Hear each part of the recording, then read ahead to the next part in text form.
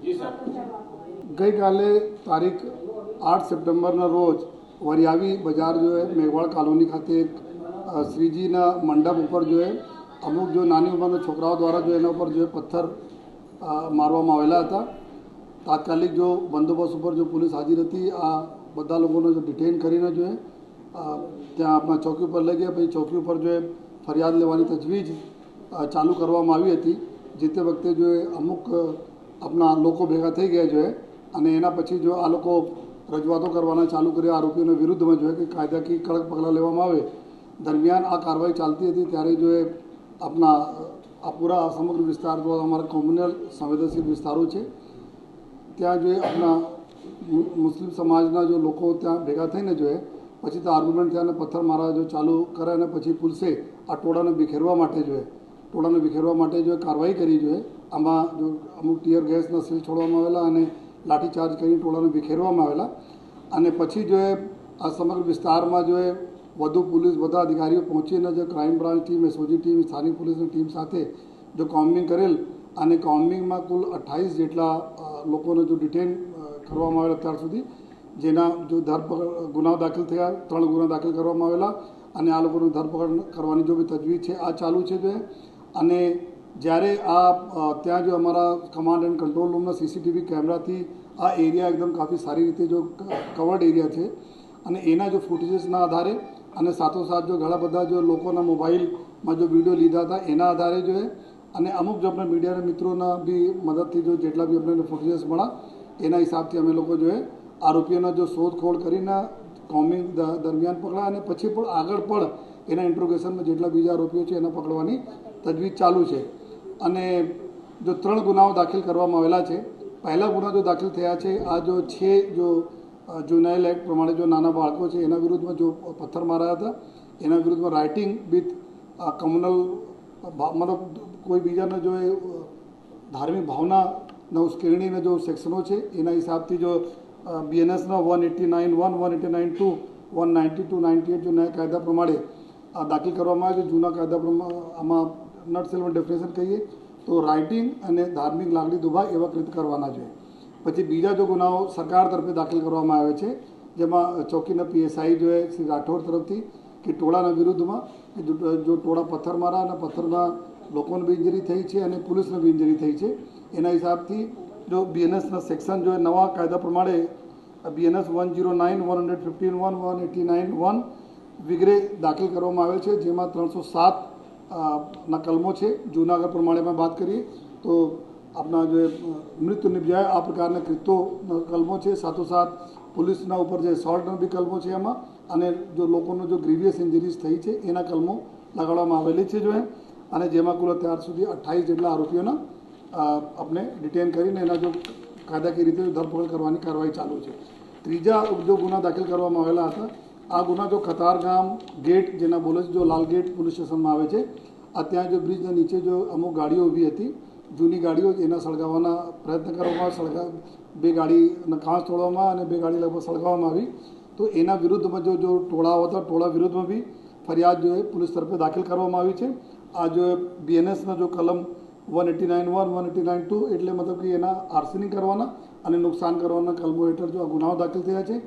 तमाम अलग अलग जो टीमों अमे लोको बनावी है जेमां क्राइम ब्रांच एसओजी अने स्थानिक पुलिसना अलग अलग जो करीब 6 जेटला टीमों अमे बनावी है जो तपास करवाना आरोपीओ जेटला भी वॉन्टेड आरोपीओ अमारा है एना शोधवाना आरोपी पकड़वाना। एक टीम है हमारी पूरी टेक्निकल टीम जो जेटला भी फूटेजेस है एना अभ्यास करीने जो एकदम साचा आरोपीओ है जो आमां आ प्रकारना माहौल खराब करेला है एना जो है अमे एना पकड़वा माटे जो तजवीज करवा माटे आ टेक्निकल टीम करशे अने पछी क्राइम ब्रांचो अने एसओजीनी टीम आ लोको जेटला भी गुનેગારો છે एना पकड़वानी कामगीरी करशे। अने अत्यारे सवारथी पूरा बंदोबस्त भी है। गई काल राते हम लोग ड्रोननो भी उपयोग चालू है अत्यारे भी ड्रोननो उपयोग थी पूरा एरियाना जो है पूरा एरियाना पूरा सर्वेलन्स करवामां आवी रह्या छे। संपूर्ण शांति है एरिया में पुलिस डिप्लॉयमेंट है राबेता मुजब लोगों लाइव चाले छे अने जेटला भी हूँ बधाने खातरी आपू छूँ कि जेटला भी आमां गुનેગારો हता जेटला भी लोग आमां सामेल हता तमाम लोगों पर कड़क ने कड़क पगलां लेवामां आवशे। अने साथोसाथ आपने जानकारी माटे गई काले कुल 13 जेटला कम्प्लेन अमारे 100 नंबर पर आई थी। आज विस्तारना લઈને અને ઘણા બધા જો સોશિયલ મીડિયા પર અફવાઓ બારેમાં આવી હતી, એક પણ વાત સાચી નહીં હતી જોઈએ. તો બધા લોકો, અમુક લોકો બેઠા બેઠા બી અફવા ફેલાવે છે. તો કોઈ બધા લોકો સે રિક્વેસ્ટ છે, કોઈ અફવા ઉપર આપ ધ્યાન નહીં આપો જોઈએ. આપના વિસ્તાર માટે અગર કોઈ પ્રશ્નો કોઈ અફવાના માધ્યમથી આવતા હોય તો આપ અહીંયાથી 100 નંબર ઉપર કોલ કરો અથવા જે તે આપના પોલીસ સ્ટેશન, આ ઘણા બધા પોલીસ ફોર્સ ડિપ્લોયડ છે, ત્યાં વાત કરી શકો.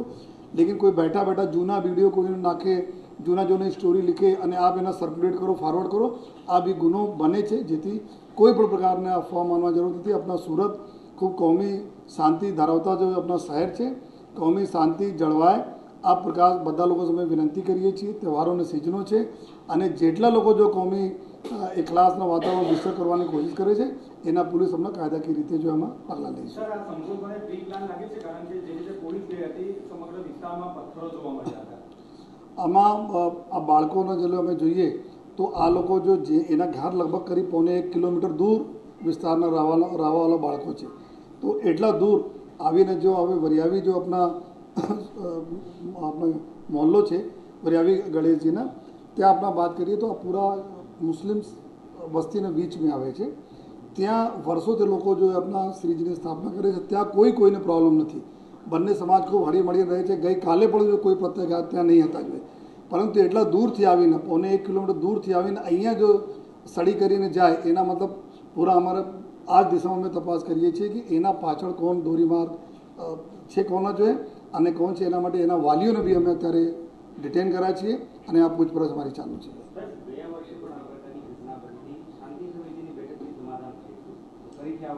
ગયા વર્ષેનો જો વિસર્જનના દિવસે આ જ પ્રકાર જો નાના બાળક દ્વારા પથ્થર ફેંકવામાં આવેલા હતા, જેના લીધે જો બનાવ બના હતા, એને ધ્યાનમાં રાખીને અત્યારે જેટલા બી અમારા શ્રીજીના જો પંડાળો છે ત્યાં જ અમારા ડી સ્ટાફના માણસો અને પોલીસ 6 છોકરાઓ માટેનો બી વિષય પોલીસ દ્વારા ડિટેલ્ડ ઇન્વેસ્ટિગેશન કરવામાં આવ્યું છે. આજે કોર્ટમાં જ્યારે હાજર કરવાના છે તે પહેલાં જે તપાસનો વિષય છે એના મુદ્દાઓ હમણાં મારે ડિક્લેર કરવા એ યોગ્ય નથી.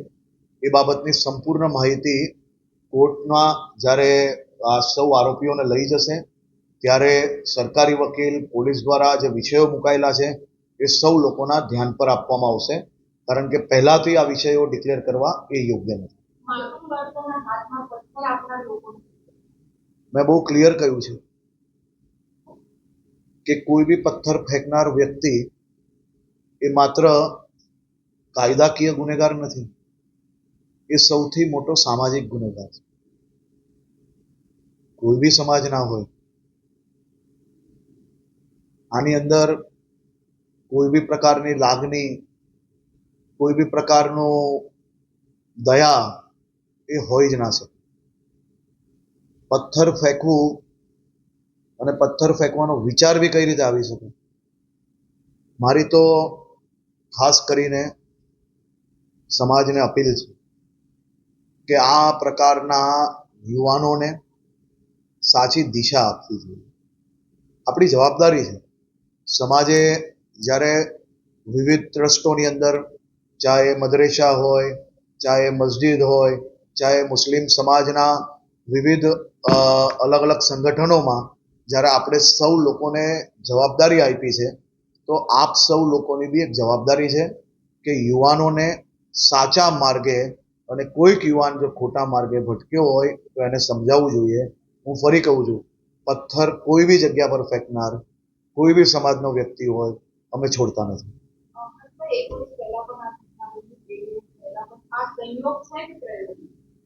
જો સંપૂર્ણ મેં તમને જેમ કહ્યું એમ ઇન્વેસ્ટિગેશન ચાલુ છે અને ચાલુ ઇન્વેસ્ટિગેશને હું કોઈ બી પ્રકારના સ્ટેટમેન્ટ નથી આપી શકતો.